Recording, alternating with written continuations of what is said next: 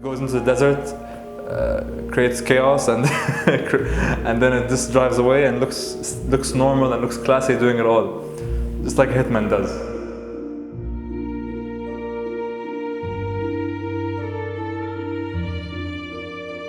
My name is Issa Salem. I'm born and raised in Abu Dhabi. I'm a multimedia editor and a huge car enthusiast.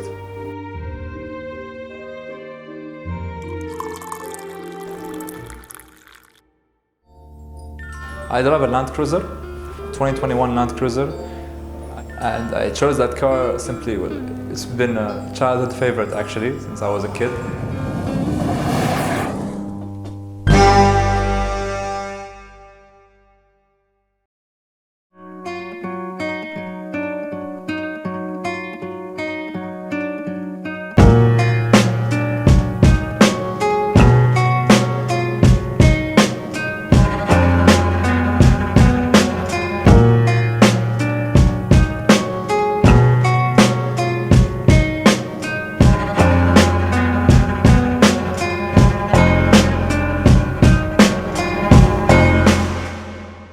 I believe my love for cars started from an early age, I think around 8 or 9, and it had a lot to do with the car culture we have in Abu Dhabi. Namely, when I was a kid, I remember my parents taking me to car museums and local car shows. And also we have Sheikh Hamad bin Hamdan. Nahyan has one of the most famous car collections in the world, inshallah. It's in the Guinness World Records. So that played a big role in my love for cars growing up. So I remember when I was 19, I think, I drove a Lexus LX 570, it's a Land Cruiser. We say a station with maquillage, so that means Land Cruiser with makeup. That's what it always was to me. It's prettier than a Land Cruiser, but it's pretty much the same thing.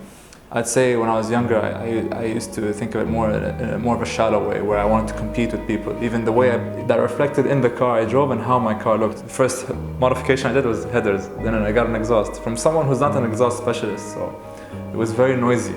I didn't want it to be noisy. Exhausts aren't meant to be noisy, they're meant to aid performance, help the exhaust flow, so your car should be quicker and stronger, but not necessarily be more noisy, contrary to what most people think. I love things to be unassuming. I don't like to drag attention actually. I like it to be as quiet as possible. And you can make a quiet exhaust system, it's very possible, but I think a lot of people in the Emirates, a lot of builders or fabricators are still used to customers demanding a louder one.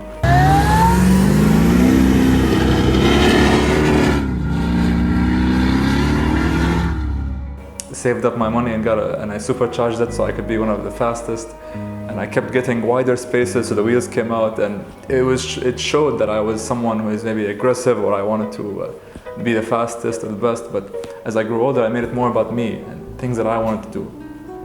So the car I work with now, for instance, has more of a classic appearance. It doesn't look very unique, but actually it's very capable. My Land Cruiser in particular says that not only am I diverse, but I like to be below the radar and unassuming, you could say. I'm building it to be a sleeper. Sleeper is a car which is unassuming, but is actually high performance, whether it's engine-wise or off-road. In my case, it's off-road. So it definitely says I'm someone who likes to have fun and explore and be adventurous, but I like to be quiet about my achievements and what I do on a regular basis. It looks like any regular black Land Cruiser driving down the road, but I've actually done quite a few things. So I have a set of King shocks, 2.5 King shocks, and we've modified the shock itself we've re-shimmed it and revalved it to be stiffer and more aggressive. You could say it's a more aggressive valving. Front total chaos upper control arms. My latest addition was a set of 17-inch Dakar rims from Braid. Dakar wheels were around for a while, but they're quite new on the Land Cruiser. And G-Lander tires. Moving into electricity, I have a Baha Design S8 light, 2 Squadron Pros from Baha Design as well, and the fog lights as a fog light replacement. I also have a rear chase light from Baha Design, and a CB radio for communications. And that's all I've done so far. It's quite straightforward. I do have some plans for the future, but honestly, as an off-road build, it's more than capable. More importantly, the car becomes more reliable this way. I don't really get to off-road in a more sustainable way, you could say. I always believe that if you're more flashy and more noisy, you have a lot of insecurities you're trying to hide. So I wanted to be more classy, more sophisticated. If I could describe my car in one word, it'd be diverse. Diverse because since I was a kid, I've noticed that I've always loved functionality. Even as a kid, most kids love to draw sport cars on their papers and love like Lamborghinis and stuff. But I've actually loved off-road cars and their versatility. That's the word. And the Land Cruiser is that for me. My previous car, which as I said is technically a Land Cruiser, I built it as it was once a family car. It was once upon a time a family car. My mom drove the car. And then one day I took, sadly for the car, and it became a supercharged 600 horsepower SUV. So it became a bit of a daily use, but kind of a race car as well. And then I made it into an off-road car, and then I made it back into a family car. So that's the beauty of Land Cruisers, I think, is that they're so diverse. You can use it for anything, whether you're going for a midlife crisis or you want to go off-road and go on an adventure. It can be that for you. That's why I love them so much. Everything I've done with cars and in the car scene, you could say, has contributed to growth. So yes, when I was younger, I think I didn't mind being louder and making my car a certain way and looking more aggressive and competing with others. But as I grew older, I knew that wasn't the only way to do that. I had more commitments and I had more things to do at university. Then I started working. That doesn't mean the hobby dies; it stays. But the way you enjoy the hobby, it changes a bit.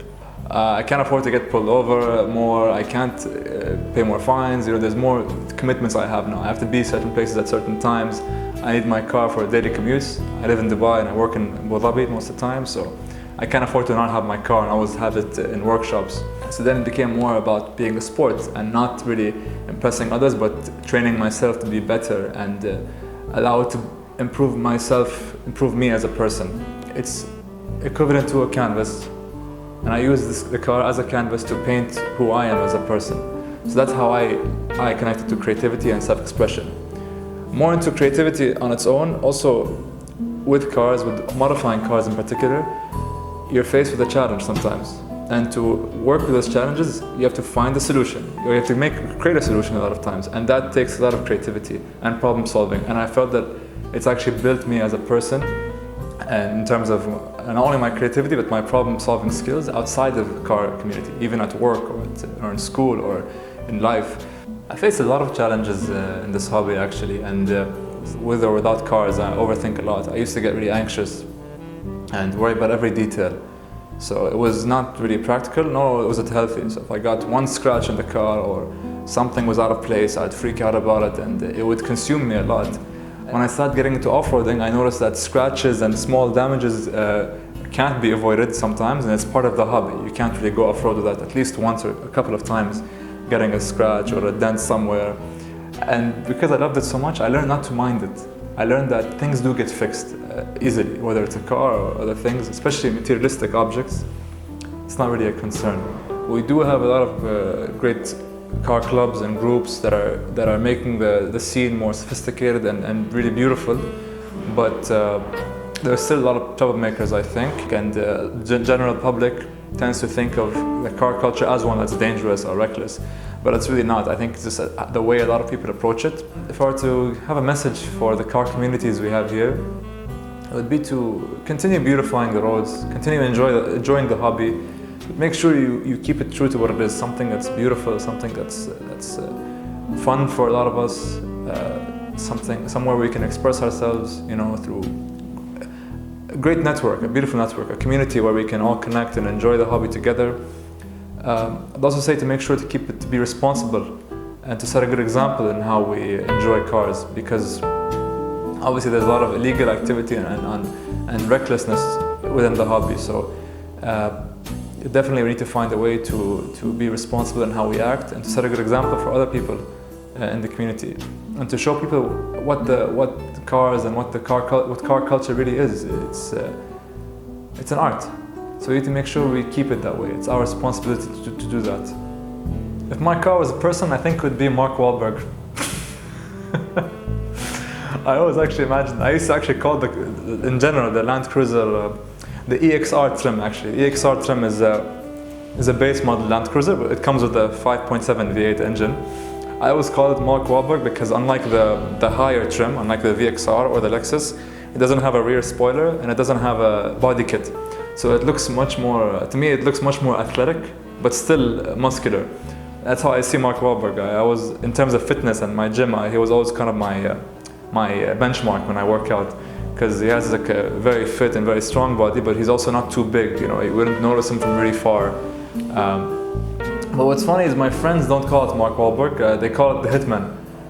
And the reason they call it the Hitman is because, like I said, it's a sleeper, it's black also, so that's kind of like the suit that it's in, like Jason Statham kind of vibes. And it goes into the desert, creates chaos, and and then it just drives away and looks normal and looks classy doing it all. Just like a Hitman does.